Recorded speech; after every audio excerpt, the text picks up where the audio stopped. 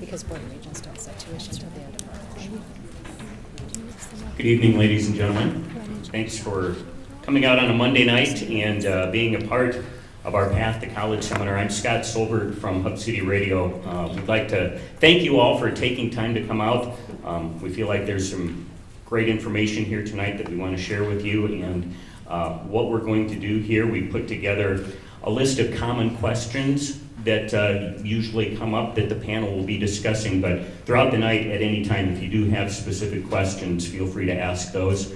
And after the panel discussion is done, there will also be time for you to meet one-on-one with any of the panel members as well. So we do want to make you feel very comfortable. If you need to get up and use the restroom, those are just outside the door. If you would like to grab a refreshment, those are available. Get up anytime and do that. And if you missed it when you came in, the corner back there is where you want to sign up for the $500 scholarship sponsored by iHELP. And that is good to any school in the United States. If your child is a junior, iHELP will hang on to the money and send it to the school of their choice when your time comes.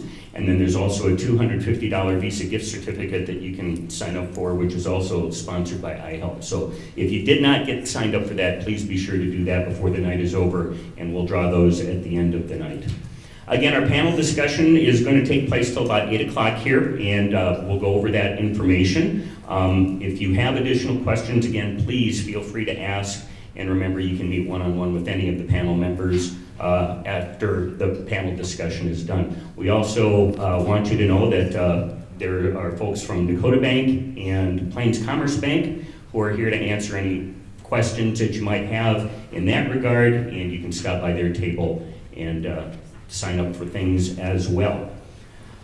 Despite the fact that some of the panel members here are affiliated with specific institutions, they are here because they are a great resource, they are experts in their field, and we're here to get out information tonight. So again, feel free to talk to them. That's why they're here. They're going to be here till everybody's ready to leave. So don't be afraid to use them as a resource if you have a specific question. I'd like to introduce the panel tonight. First of all, from Northern State University, we have Sharon Keno, who is the Director of Financial Aid. And a little note here, she's a recent inductee to the Rocky Mountain Association of Student Financial Aid Administrators Hall of Fame. So anytime you get a Hall of Famer up here, awesome. So congratulations to you, Sharon. We also have from Presentation College, Maureen Schuchart, who's the Director of Financial Aid at PC. From Aberdeen Central High School, Sharon Canupi is here, and she is the school counselor at Central. And then Spencer Aberle is here, the Chief Operating Officer for iHELP, and we're glad to have him here. And that is the extent of my knowledge and my notes, and now we're going to turn it over to the experts and let them talk. Your facilitator tonight is Kelly Schoeneman from Production Monkeys.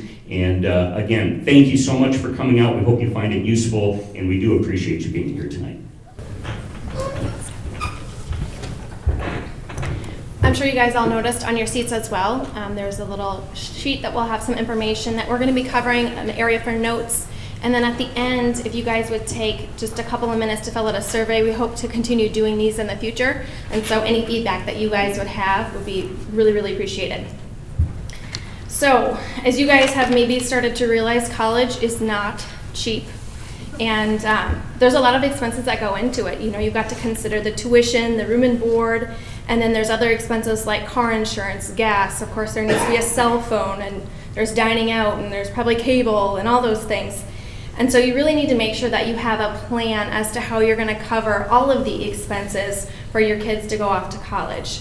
Some of the common resources a family might use would include things like scholarships, federal financial assistance, private student loans, special group resources, which might be tribal funding or veteran benefits, support from you guys, the parents, or other family members, and then of course we should be looking at the students to maybe pitch in their own income and savings as well.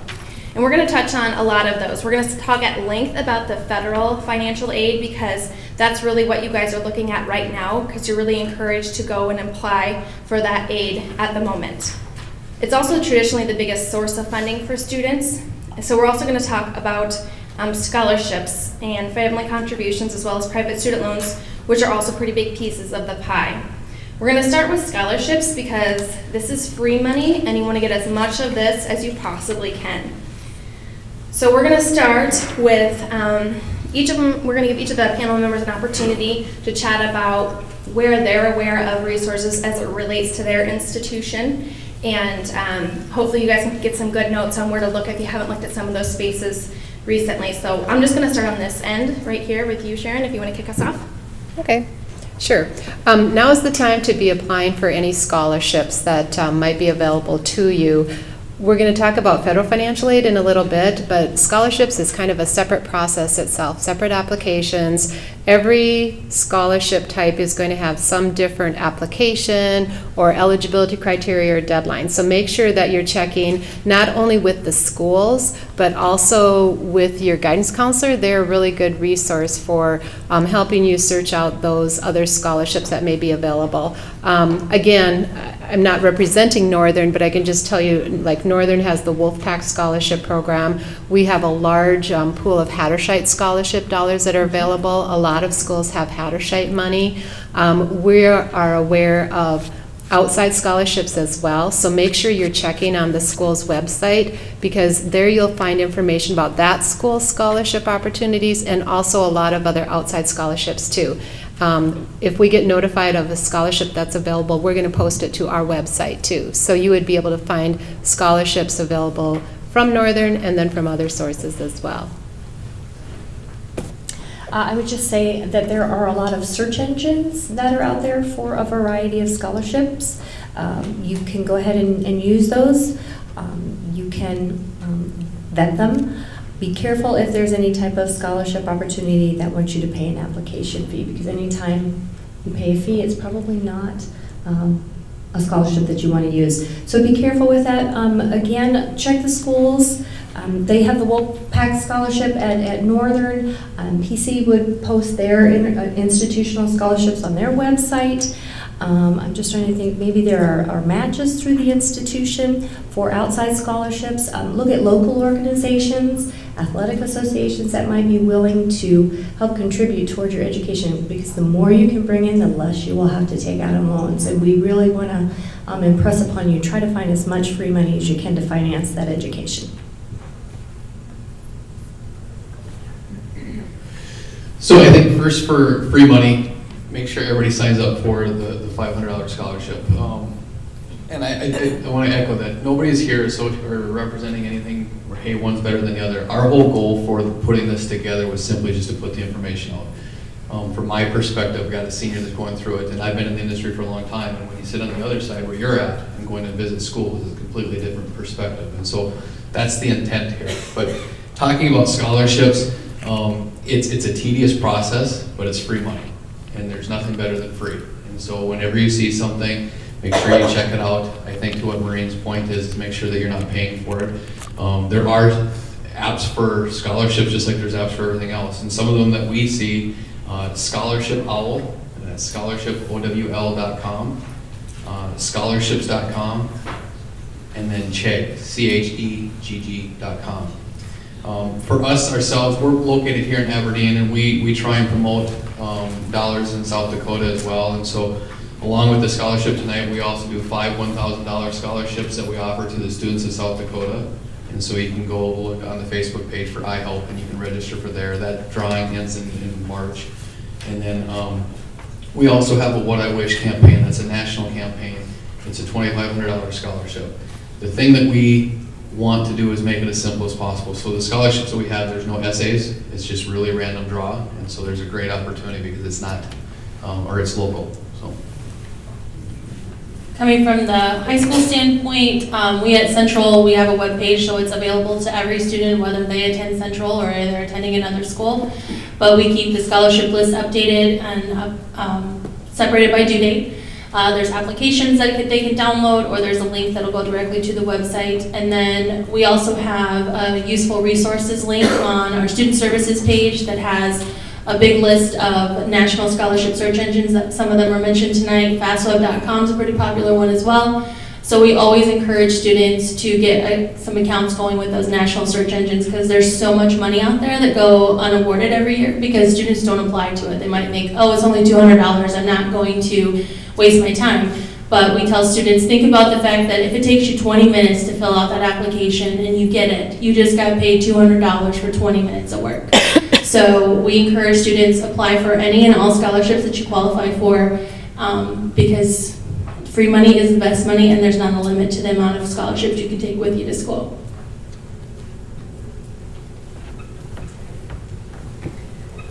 The next best funding after scholarships would be the free money the government wants to give you. It's not all free, mind you. Some of it is going to be in the form of a loan, but they are very reduced interest rates. So we're going to talk a little bit about what you can get, how to get it, and that sort of a thing. The U.S. Department of Education's Office of Federal Aid provides more than $150 billion in aid every year, so it's really important you guys go get your piece of that. So we're going to start by talking about who's eligible to receive the aid that the government is handing out, and we're going to kick that over to Sharon. Actually, Shannon. Oh, sorry. No, that's okay. Well, when it comes to the FAFSA and federal financial aid, every student is eligible for financial aid. Every student is eligible for a loan. It might be an unsubsidized loan, but everyone is eligible for at least a loan of some sort. Some of the money is based off of financial need, and so in those cases, like the federal Pell Grant, for example, that's one that's based off of parental and family income. But like I said, everybody's eligible for aid. Your age, your race, your ethnicity, those have nothing to do with whether or not you qualify for financial aid. Some things that are required for federal financial aid is you have to have a high school diploma or GED, so hence this year's high school seniors are typically applying for financial aid for the 18-19 school year because they will ideally have their diploma in May. You also have to be enrolled or accepted into an institute of higher learning. So that's when we talk to our seniors about the fact that you really need to be submitting your college applications now so that when you fill out the FAFSA, it's going to ask you what schools you've applied to or been accepted to. And in order to do that, you have to apply. So you also have to have a valid social security number. There are a few circumstances where that might come into play of not having something that is needed as far as social security. In those instances, you'll want to talk to that institution financial aid department. You'll also need to sign documents that are stating that you're not in default of a federal student loan and that you're going to be using your loan for educational purposes only. Also, students have to maintain academic progress. Students can't attend college and perform poorly and run the risk of not only being removed from that institution, but also would run the risk of no longer being eligible to receive student financial aid. So you still have to be progressing academically to maintain your financial aid. And then last, you also need to be a U.S. citizen or a U.S. national or provide information on a green card, immigration status, or a visa.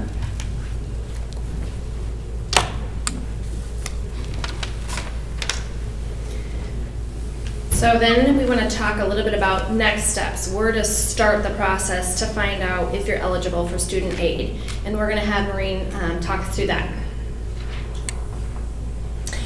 Okay, so we've talked a lot about the federal aid, and one of the first steps that we've heard that you need to complete is to fill out that FAFSA. That's the free application for federal student aid. That FAFSA is going to require the signature of both the student and the parent.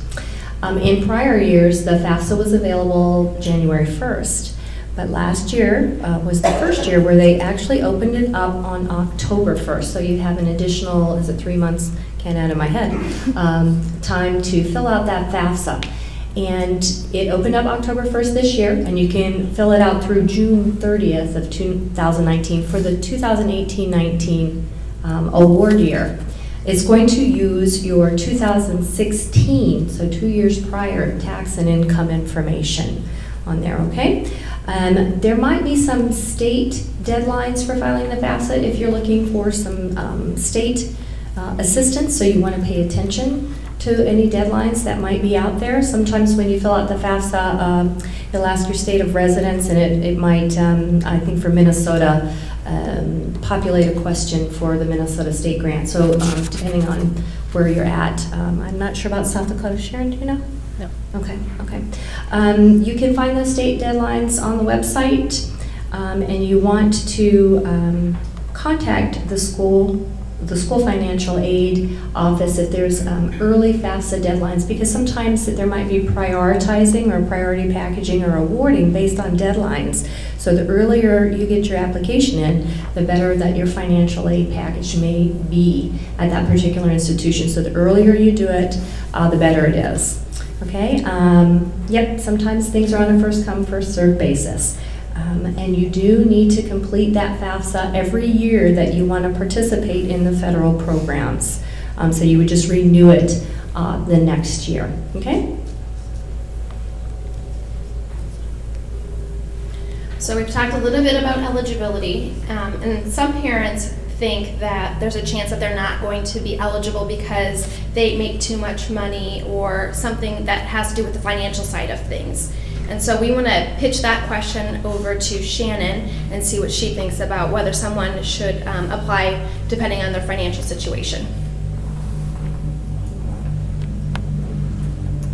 When you ask whether or not you should apply for financial aid, I tell every student that yes, you should be planning on filling out the FAFSA. Even if you're not going to take any of the money that the loans that are awarded to you, you can accept and decline what you want. But sometimes colleges or scholarships want you to fill out the FAFSA, or might not be eligible for some scholarship opportunities if you don't fill out the FAFSA.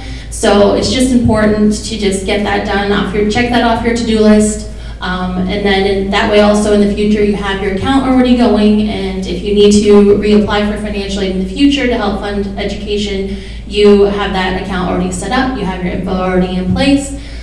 So definitely take that time to fill out the FAFSA. Whether you choose to accept that money or decline it is 100% on you. Just because you're filling it out, it does not mean you're committing to taking that loan or you're committing to taking any of the money that's awarded. You'll get your award letter and you'll accept and decline what you want.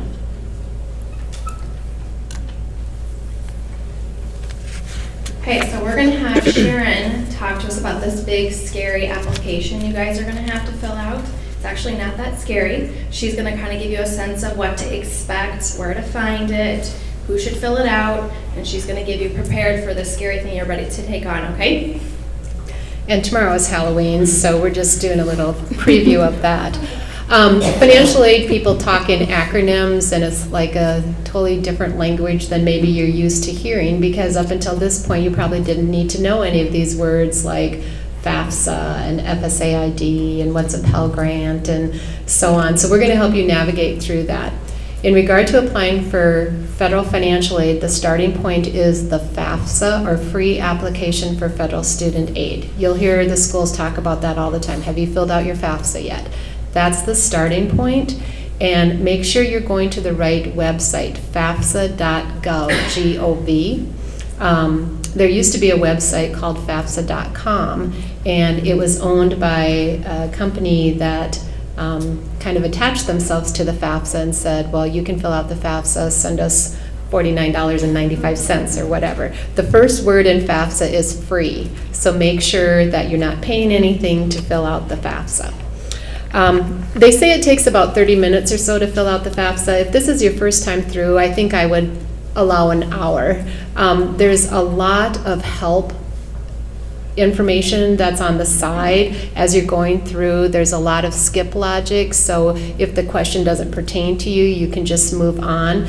But some of the questions get kind of tricky, like I said, the first time they present it to you. So take the time to read the helpful hints that are on the right-hand side as well, and it will just make that process so much easier for you. Everything is done electronically, so the filling out the FAFSA is all done online, but the other thing you get to do is sign it online too. You know how these days you sign things electronically, usually set up a PIN for yourself? They have, it's like a PIN for filling out and signing the FAFSA too, but it's called the FSA ID. It stands for Federal Student Aid ID, FSA ID. You create an FSA ID for yourself. The student creates one and the parent creates one. So parents, if you've gone through this process before and you already created an FSA ID for yourself because you used it to sign a FAFSA for one of your other children, you use that same FSA ID for every student. It's like it's your signature, so it's attached to you. The student does their own FSA ID as well because both the parent and the student need to electronically sign the form. You can create an FSA ID as you're filling out the FAFSA, or you can do it in advance. So like you could go home tonight and create an FSA ID for yourself, and then next week fill out the FAFSA or whatever. They're two separate processes. The FSA ID would be like a PIN number or whatever. It's secure. You're not going to want to share it with anybody else. You're going to want to make sure that you keep track of it because you'll use that same FSA ID for your whole college career. So you'll use it to sign your FAFSA every year. If you borrow a student loan, you'll use it to sign the promissory note. After you receive financial aid, there's a website that you can go into where it shows all your cumulative financial aid and student loans you've received. You're going to use it then as well. So when you create it, make sure that it makes sense to you, you remember your password, and keep it in a safe place. So that would be the first step. Oftentimes we get asked the question, do I really need to provide my parent information on my FAFSA? And for a traditional student, the answer is generally yes. The federal government has a definition of an independent or a dependent student for financial aid purposes. It's not tied into whether you claim them as an exemption on your tax return or anything. It's a very specific definition of whether or not you need to provide parent information on the FAFSA. And generally for a traditional age student, you need to provide parent information until you reach the age of 24, which for most students means their whole undergraduate degree, they're going to be providing parent information on the form. Unless the student is married, has children of their own, is a veteran of the armed forces, or if the parents are deceased or not in the picture for the student. But otherwise, parents just kind of plan on providing your information on the FAFSA as long as your student is an undergrad. You can list up to 10 different schools when you fill out the FAFSA, and those are the schools that will receive the process results. So you get to decide what schools get the information. If you list 10 schools, and my school is one of them, and Maureen's school is one of them, we don't know that you listed both of us on the form. When we get the process results, we only know that you listed our school on it. So you don't have to worry about, oh, these schools are going to know that I'm looking at all these other places and I don't want them to. We don't have that information at all. Again, with all of the help on the form and so on, it's pretty easy if you just take your time and don't get bogged down, but you can always just save it and go back later if you want to finish it. If you get interrupted, you can always save, come back and where you left off and then complete it later.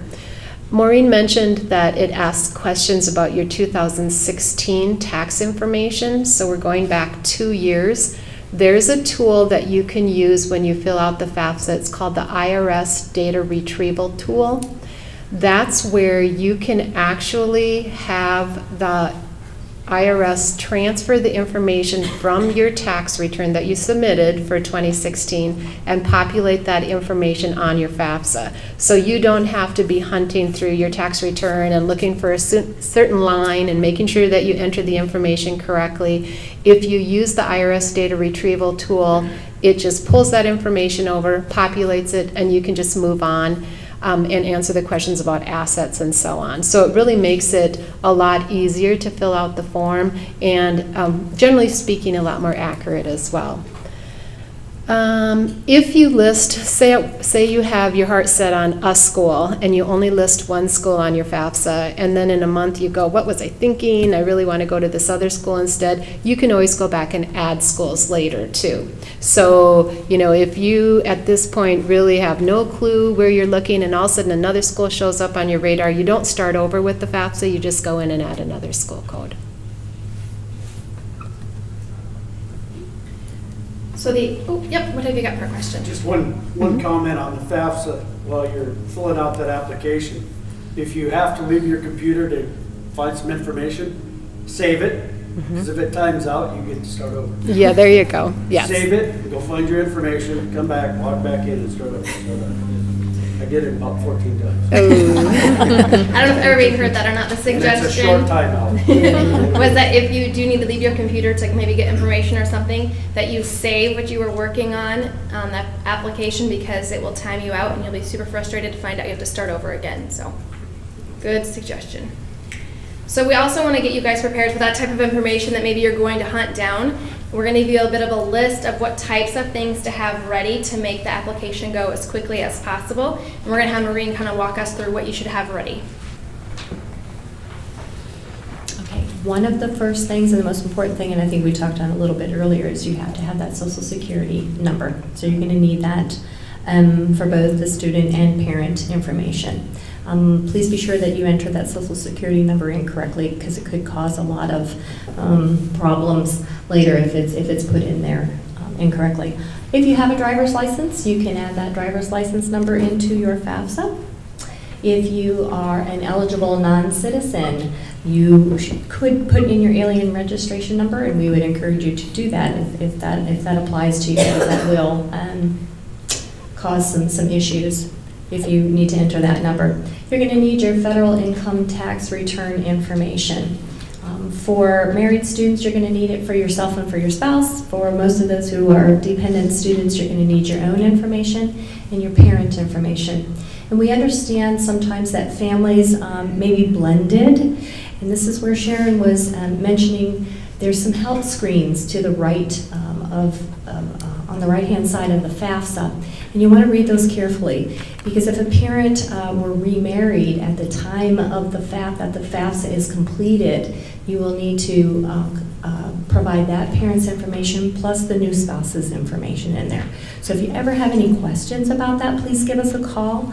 We'll be glad to help you out there. But those help screens will answer a lot of your questions. Most of this information is going to be based on as of the date that you complete that FAFSA. Okay? Sharon did mention that data retrieval tool. We always encourage students and families to use that. It will populate the information, less room for error. If you're selected for a process called verification, some of you might be familiar with that. It's just a mini audit. You won't have to provide us with a tax return or a tax return transcript, because they will assume that since they got it from the IRS that it's correct information there.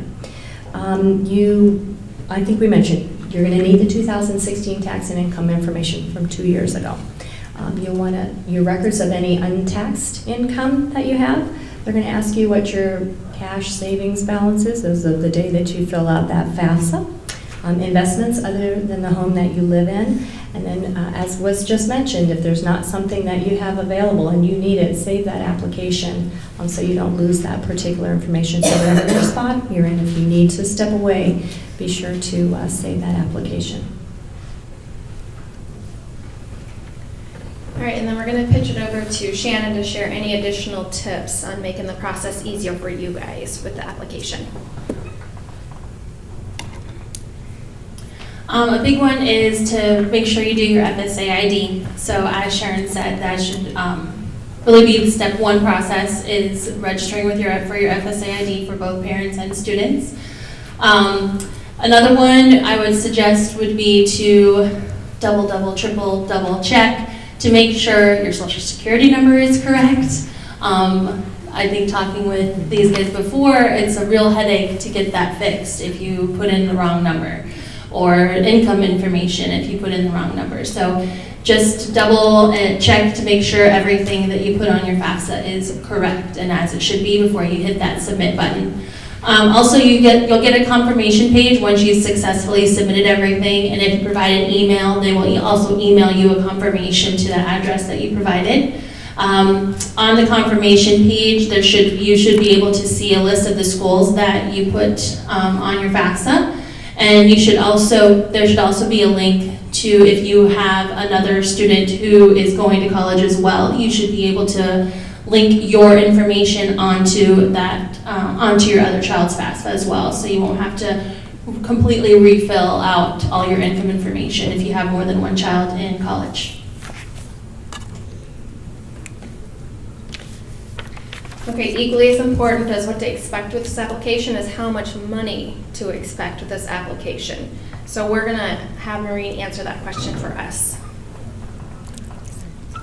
So you filled out the application, and you're going to receive a student aid report, also known as the SAR. Sharon said we use a lot of acronyms. And on that SAR, it's going to contain some information, and we would encourage you to always read that SAR. There might be something that's missing. It has all kinds of information on there for you, but on the front page, maybe there's a parent signature that's missing. It's going to tell you, hey, you need a parent to sign it, or some other information on there. But on that SAR, it's going to contain what we call your expected family contribution, also known as an EFC, and that's a pretty important figure for us in the financial aid office. And in order to determine how much federal aid that a student is eligible for, a lot of that's going to be based off of that EFC. The institution itself is going to have a cost of attendance. So that is comprised of some direct costs that are billed by the college or university. So, for instance, tuition and fees.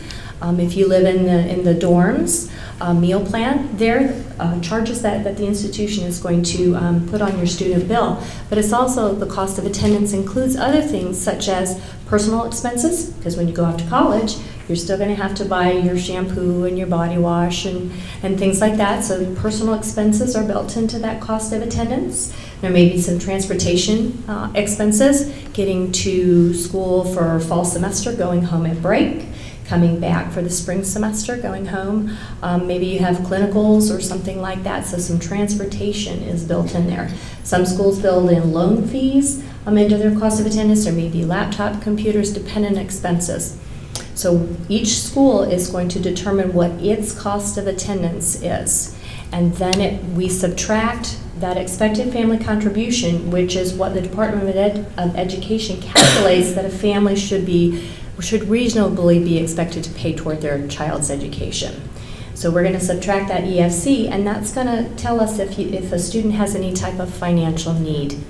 And some of the federal programs are based on that. So if you have a very low EFC or expected family contribution, there might be some Pell Grant eligibility there for you, and that's going to be based on what that EFC is. I think it's broken down by every $100, isn't it, Sharon? Every $100 up to a certain amount. So somebody that has a 0 EFC this year receives $5,920 in Pell Grant, whereas somebody with a $3,000 EFC, I don't know it off the top of my head, might receive, let's say, a couple $1,000s in Pell Grant. So it's a scale there. But we use that to determine if there's any Pell Grant eligibility there. And then we also look at other forms of financial assistance the student brings in, maybe scholarships, to see if the students might be eligible for some other need-based aid like the subsidized loan. And we'll talk about a little bit about those, more about those later. But that EFC is based on the information that you're putting in your FAFSA. Again, use that data retrieval tool if you can. It's not just based on your income, but they're also going to look at the size of your family, the age of your older parent, and other details like that when they're calculating that EFC. That EFC is going to stay the same no matter what school you go to. So it doesn't matter if you're at a state school or private school. They have calculated that EFC based on your family there. And again, even though I said that the department says this is what we reasonably expect the family to pay, doesn't always mean that that is what you will pay. There might be some additional scholarships and things that can be used to help offset that EFC. So as you guys are hearing the word or the acronym EFC, you might be thinking about perhaps some special circumstances that don't get reflected in the FAFSA form that gets filled out. And Sharon's going to talk to you a little bit about what to handle in that situation if you've got like a reduction in income or high medical bills, things that the FAFSA doesn't ask about. When you complete the FAFSA, there's no place for you to put in comments or say, okay, fine, you're asking me about my 2016 income, but that was a long time ago and my situation has really changed. You need to complete the FAFSA answering the questions the way they're asked. But then if you have some unusual circumstances, reach out to the financial aid office and just explain your scenario. We deal with these frequently where there's a significant change in family income. Perhaps there's really high medical bills for some reason if there's a health issue in the family. another type of reduction in income. Maybe the family was receiving child support or Social Security benefits or something, and when the child turns 18 or 19, that's no longer available to them.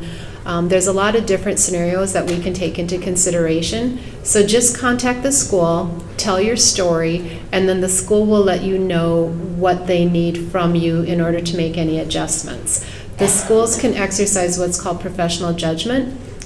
Each school can set their own parameters. So if you're looking at more than one school, School A may look at your situation different than School B, just based on kind of what the culture is at that institution or what their policies are as well. The school's decision is final, so it's not like you can say, well, this other school was doing this for me. You know, the school makes that determination, but don't be afraid. If you think that the FAFSA isn't a true reflection of your ability to pay, don't just take it as face value and walk away. Make sure to check with the financial aid office to see if there's any changes that we can make to take anything into consideration that might impact your ability to pay for school. All right, we're going to have Sharon take this one as well, and we're going to talk a bit about once you do complete the FAFSA application, what happens next? What should you expect? Okay, so you submit the FAFSA, and then there's a place called the CPS, or the Central Processing System, that actually does the calculation. When you get that student aid report that shows your expected family contribution, every school you listed on the FAFSA is receiving that identical information. So what you get, we get as well. It takes about, with it being electronic these days, it takes about 1 to 3 days for the schools to, for the results to be processed and for you to get the notification. Because we have computer systems that we deal with, sometimes it takes a while for us to get things up and running for the start of the cycle. So even though the FAFSA was available, the 1st of October, for example, the state schools in South Dakota, we haven't started bringing in the records yet. But once we do, we'll bring in everything year to date, and then after that, we'll get on a regular cycle as far as how often we receive the new processed results of the FAFSA. So the school's getting the information. Maureen had mentioned there's a possibility that your record would be selected for verification. About 30% of the FAFSAs that are filed are selected by the federal government for verification. They notify us, they also tell you, and then you need to provide additional information to the school for us to verify the results of your FAFSA. Generally, it is tax information. Oftentimes, we have to have you tell us who you included in your household. You know, you might say there's 6 people in my household, and we're going to say, okay, who are they? You might say there's 2 in college. Okay, which 2 are in college? So there's certain information we need to verify. It's not that you did anything wrong. It's not that anybody is suspecting that you were intentionally making some changes that you shouldn't have. It's just a random process so that they can assure that overall, categorically, the information that's coming in is pretty correct. So if you're selected for verification, just make sure that you provide the information, and that goes directly to the school. That doesn't go back through the FAFSA process at all. That information would be submitted directly to the school. So once we get the process results, and we've determined what the cost of attendance is for the next year, then you as the student are going to get an award letter from the school. And those are going to come in all sorts of forms at all sorts of timelines as well. You can fill out the FAFSA in October, but that doesn't mean that the school is ready to send you an award letter in October. Sometimes we have to wait for the federal government to tell us this is how much the Pell Grants are going to be for the next year. This is how much the school got in work study to award out. The schools might wait and say, we're going to award our scholarships first, and then we're going to add on the federal aid. So there could be some schools that, I don't know if anybody has started sending award letters out, but I know there are schools that will do them already starting in December, January, February. The state schools, we have a tendency to do them more in the spring, simply because the Board of Regents doesn't set tuition for the state schools until their March or April board meeting. So sometimes we say, well, we want to wait and make sure that we can tell you exactly what it's going to cost for you to go to school, so you might not get an award letter from them. But if you're looking at, say, a private school and a public school or an in-state and an out-of-state, and you've heard from one and you haven't heard from the other one, and you're saying, oh, okay, I got to make a decision. I already got this award letter. I haven't heard from the other school. I don't know if I can afford to go there.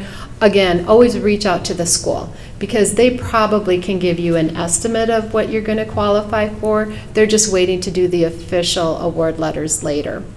On the award letter, it's going to show you everything that you qualify for. As Shannon said, it's just an offer to you. We're going to show you the maximum amount that you qualify for, and then you can decide how much of that you want to accept and what type of the financial aid it is that you want to accept. Again, if you have any questions about the award letter, that's going to come from the financial aid office at the schools that you listed on the FAFSA. So you're going to want to be communicating back with them. So you guys have probably heard Pell Grant chatted about a little bit, work study, and there's a number of different types of financial aid available. So it's really important for you guys to understand what they each are. So as you're considering whether you want to receive them or not, you're making an informed decision. So we're going to have Maureen talk to you guys a bit about what each of them is and what the implications are of accepting it, basically. Thanks. Okay, again, with the federal programs, we've talked a little bit about some of the available programs that are out there. The first one is that Pell Grant. So that's money that does not have to be paid back. It's something that a student who meets the Pell Grant threshold is eligible for. So we're going to take a look at that ESC to see if a student is eligible for that. There's also work study, and that's what we call self-help aid. So the federal work study program, again, is based on need. So we're going to look at that cost of attendance, less that EFC. I'm sorry if I'm throwing all these acronyms out. Did you get Pell Grant? You know, and it depends on the packaging philosophy of the other institutions, but if there's any type of federal work study available, we would always encourage students to do some type of work study. It's self-help aid. Perhaps if you have work study available, you have to take less out in loan. So do look for work study. It's work on a part-time basis. You probably don't work over 8 to 10 hours a week in between your classes, something like that. But it just helps offset the cost of your education somewhat. And then there's the all-important loans. And those are the funds that do have to be paid back. So we want our students to be really aware of the loan programs, and if you're taking out those loans, what your rights and responsibilities are when you do borrow those loans. There are two types for the undergraduate student. There is the direct loan program, and you might have heard of subsidized loans, and that's going to be need-based again. So we're going to have to do a calculation to see if students are eligible for any of the subsidized loans. And that is where the government pays the interest while the student is enrolled at least half-time in college, or if they're in deferment. And then there's the unsubsidized loan, and that's where the interest begins to accrue right away. We'll always encourage a student, if they have unsubsidized loan, if it's possible, to go ahead and pay that interest quarterly to keep it from capitalizing and getting larger. And then finally, for the parents, if there is a need, if there's some type of gap and there is a need for additional loan funds, there's the PLUS loan program, so it's the parent loan for undergraduate students. That is credit-based, and you can talk to the financial aid office about that if you need it. It is a Department of Education loan. It's a federal loan. It is a parent loan, and the student does not have to repay that there. So that's, any questions on the loan programs there? Okay.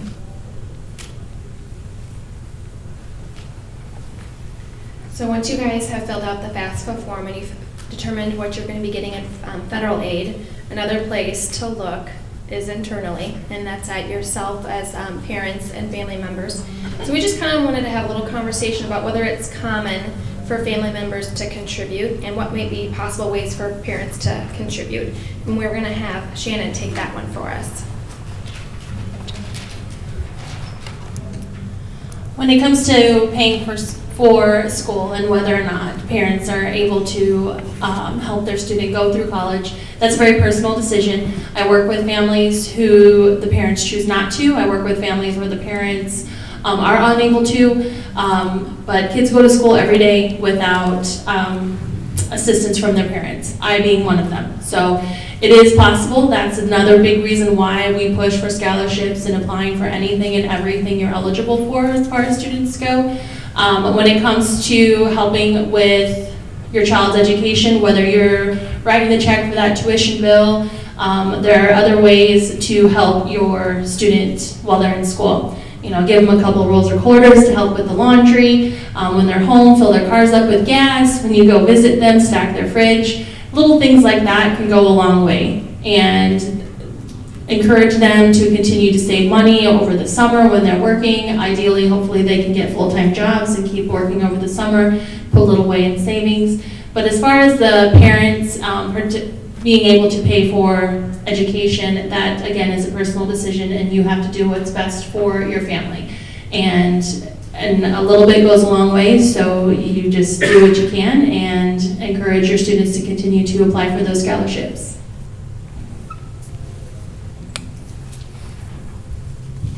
So Shannon talked a little bit about kids also contributing by working, and we wanted to kind of further that conversation about thoughts on kids working while they're in college. Work study is about 8 to 10 hours, which isn't a lot, but very demanding. So we kind of want to talk beyond that. Is it appropriate to have a student working while they're in college? And we're going to have Sharon speak to that. Most students have a part-time job when they're going to school. That's what we have found historically. There's a lot of positive reasons to have a job while you're going to school. It really helps teach you time management. It gives you some things to put on your resume after you graduate. It gives you related experience and so on. But the thing to keep in mind is that if you're a full-time student, that's a full-time job in and of itself. Generally, they say if you're taking 15 credits, you can expect to have double the number of credits or number of hours that you have credits for as out of classroom time too. So like if the student is taking 15 credits, which would be full-time, they can expect that they will have 30 hours worth of homework, study groups, labs, prep things, like that. So that's a 45-hour week that you have as a full-time student. If you try to also work a full-time job, that would be like having 2 full-time jobs. So students find oftentimes that they need to work too, but just make sure, especially that first year, because college is really different from high school, just make sure that you're well indoctrinated into college. If you can keep your working at a minimum, that also is going to give you time to be involved in other activities, whether it be fine arts, athletics, clubs, service organizations, give you a chance to get out and meet new people. You got to have the whole college experience if at all possible. So load up on working in the summer, like Shannon says. You know, what else are you doing in the summer? You might as well be working as much as you can and saving that money. See if you can work on the weekends, work over the breaks and so on. But work study is a really great job too, because most of the times the employment is right on campus. So if you've got like a couple-hour break in between classes, you can go and put in your work study hours.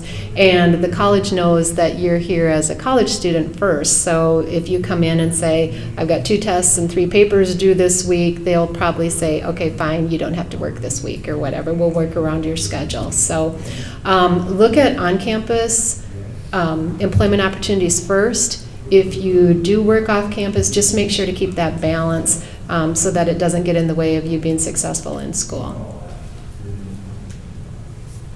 So after the scholarships, after federal aid, after you and your kids have contributed, the last thing to think about are private student loans. And that's really what gets used to fill the gap. And so we're going to pitch this over to Spencer on the end to talk about when you would use the private student loan and how they work.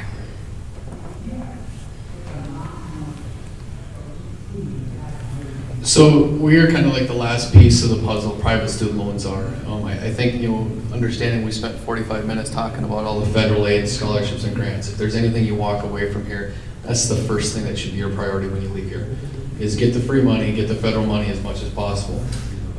And when people come into the iHELP program, that's the first thing we're asking. If you feel that your FAFSA, look at your scholarships, look at your grants, because the best thing you can do to prepare your child for life after school is minimize that cost of education as much as possible.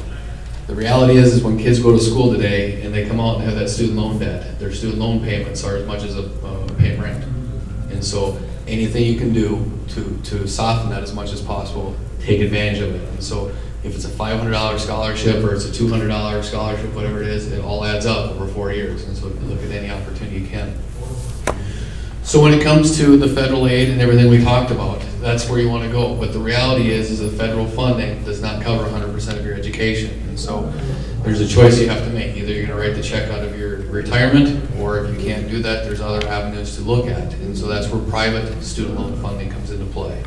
And what that is a child can get their federal funding, but then they also can take out a private student loan. Private student loan is a loan made with a bank, credit union, whatever the case may be, a lending institution to cover that gap. And so a lot of times people can't write a check, and so that's the other avenue to take. Some of the things that you should look at is schools definitely are a good source. They work with lenders across the country, and there's different types available to you. You can have fixed rate loans, or you can have variable rate loans. Fixed rate loans means that your rate will be the same throughout the term of your loan, and your terms can be anywhere from 5 years, 10 years, 15 years. Or there's a variable rate loan, and that's just like as the interest rates change in the government, your payments can fluctuate as well. And so what the rates may be now may not be the same payment that you're making down the road. But that's something you have to look at. The difference between the two is a variable rate loan with a longer term more than likely will give you a lower monthly payment. And for some people that works. When they get out of school and they can't afford that big student loan payment to cover their federal loans and private student loans, a smaller payment may be in the best interest. But keep in mind that that smaller payment, longer term, you're paying more money on that loan. But it helps people as they develop that earning power in their career. That smaller payment may work now, but they'll be able to pay it off faster. They don't have to go through. So the iHELP program, as well as with any other alternative private student loan program, works with banks and credit unions across the country. Our program is, we don't fund loans. We work with banks, regional banks. Our goal is to keep dollars local. And so as we've got Dakota Bank and Plains Commerce, we work with other banks in the state of South Dakota.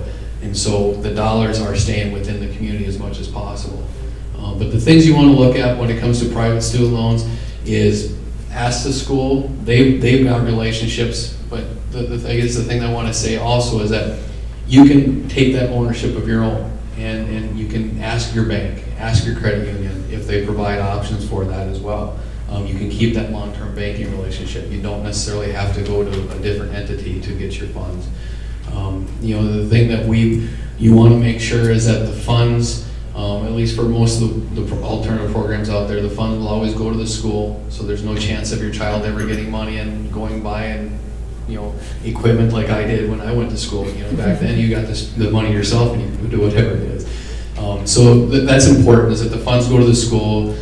It's a responsible platform. The school certifies the funds. So what happens on a private student loan, if you come in and say you need $10,000 for a student loan, but the school says no, you only need $7,000 because you got grants and scholarships, that's all that we're able to give out is the $7,000, whatever the school certifies. That helps the overborrowing, the money that's not needed. That's very important. I think on the other side to look at when you get done with school, now you've got federal loans and you've also got private loans. And so you've got probably potentially some students can have 8 different loans they have to make payments on. And so there's a thing called consolidation or refinance of loans. You can consolidate those loans all in so you have one payment and it's easier to manage as you go forward. You can consolidate federal loans. We push federal loans all over because there's benefits to them. But when you get done with school and you got all these payments, if you want to simplify it, you can consolidate federal and private student loans. But the thing you have to weigh on a personal decision is that you give up some of your federal benefits on those federal loans if you consolidate them with private student loans. What comes into play with that is a lot of times the interest rates are competitive, and it makes it worthwhile for a lot of people to consolidate them. It's one payment and they can handle it that way, but that's something to consider as well. You want to look at what the out-of-pocket cost is regardless. The private student loans, they're a little bit different than the federal student loans. They're different, but they're the same. The loans are coming from the bank, so there is that responsibility. You have to pay them back. They don't have necessarily all the benefits of the federal student loans, but they're very similar. You want to look to make sure there's deferments available or forbearance. if somebody's going through a difficult time, they can apply for forbearance or deferments. And essentially what that means is that the loan payments can stop for a certain period of time to help through the difficult times. And that way you're still being responsible and be able to pay the loan back. So, the thing, you know, I think with anybody in here, ask questions. You know, it's very easy to go through the process and just say, this is what they say I need to do. But compare and look what's out there. You know, as much as when you're looking for schools on your alternative products, you need to look at the same thing too. On the way back, if you want to do any final thoughts. None? Okay, good. Well, I will. Don't be afraid to ask for help. The only reason that we have jobs is to help you navigate the financial aid process. So reach out to the financial aid office at the school or schools your students are looking at. You don't know what you don't know. So just start asking questions, and that will oftentimes lead into other questions and so on. So make sure that, like Swency said, you're not just assuming something is happening. Make sure you explore all options, whether it be scholarships, grants, loans, other opportunities that are available, and try to keep your borrowing to a minimum. When we figure up your cost of attendance, we're not just including that bill to the school, we're including those personal and transportation expenses as well. So just make sure that you're only borrowing the amount that you need so that you're living like a student now and you don't have to be living like a student later. Does anybody want to throw questions out in front of the group, or you can definitely wait to grab them individually? Okay. Oh, yep, what do we got? The FSA ID, do both parents need to fill out an ID? Or is it just the student and, like, say, the mom? Repeat the question. The question is, do both parents need to have an FSA ID? Only one parent needs an FSA ID, so only one of the parents would need to complete that. The only thing that I would add to that is if we get down to where the parent is borrowing a PLUS loan, the parent who is borrowing the PLUS loan needs to have an FSA ID. So if it's like mom is signing the FAFSA and dad is applying for the PLUS loan, they would each need an FSA ID. It's been a couple years since my other kids went to school. Is there a place to go in and look up your password? You don't remember? If it's been a while, it used to be a PIN, and they switched to an FSA ID a couple of years ago. So if it's been more than like 3 years or so, you're better off just starting over. Otherwise, yeah, if you go to FSA ID, there is a way where it says retrieve my number, I forgot it. So we have people who forget them all the time. From year to year. If anything comes to you, grab these guys. They're very, very willing to help with any questions that you've got. And then there is their contact information on the takeaway sheets that you have. So that's your invitation to harass them, whether you're going to go to their school or not. They've all volunteered their time. So the other thing, before we announce our winners of some of the drawings that we've got, the survey. If you will just take 2 minutes, fill that out. There's a basket on that table in the back. We really, really appreciate you guys coming and your insight so that we can make these even better for the future times that we hold them. All right, so we've got 3 lucky winners tonight. The first one is for our $250 Visa gift certificate, and this was going to go to a parent.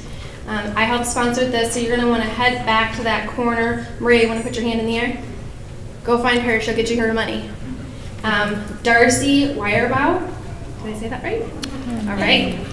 Close enough anyway that she knows who she is. And then the $500 student scholarship goes to Jenna Milke, maybe? M-I-E-L-K-E.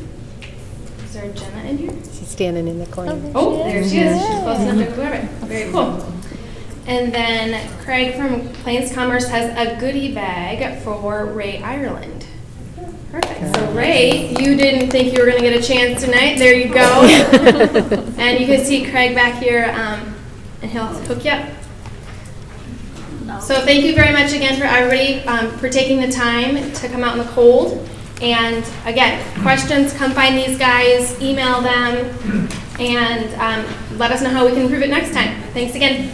One thing, I guess one thing I'll ask, I know we asked on the survey, but if you found any value of this tonight, this is our second time of doing this. Last year we kind of did in the spring, was kind of late. And so we'd like to repeat this if there's some value to this. We feel that this is a great channel to share. So if you thought this was good, word of mouth is the best thing. Please share this. We anticipate doing another one, but we'd like to see this get bigger and bigger. And so we ask that you share that as well if you thought there's value from it.